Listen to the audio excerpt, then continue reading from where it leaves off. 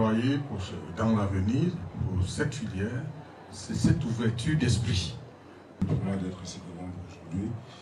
Bon, c'est vrai que nous, on n'a pas fait des longues études, mais je pense que à travers le football, j'ai vécu certaines choses aujourd'hui qui me permettent de pouvoir m'exprimer, de vous écouter, de pouvoir échanger avec vous.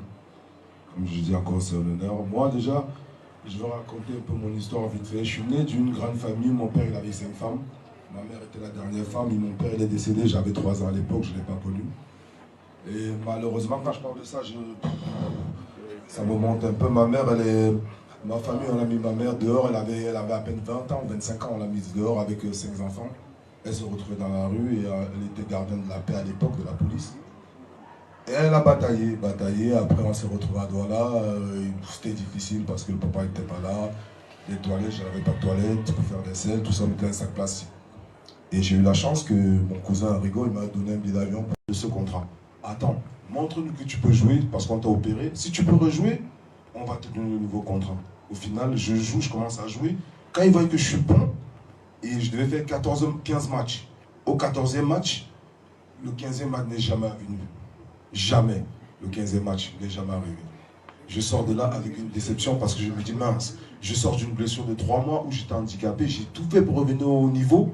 Et à ce niveau, ce jour-là, on jouait West Ham contre Man City.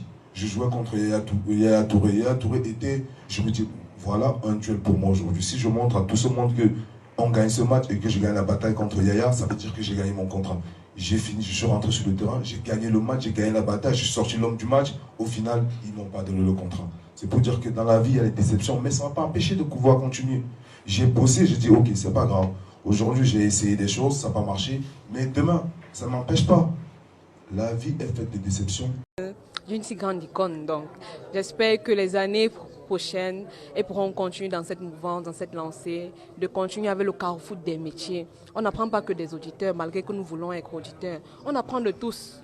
J'ai encore beaucoup appris avec lui aujourd'hui, la preuve. Donc, je dirais juste que les prochaines éditions continuent d'être avisées, comme le dit notre slogan, JAC, Always Your Way. Oh ouais, she get it, she did it.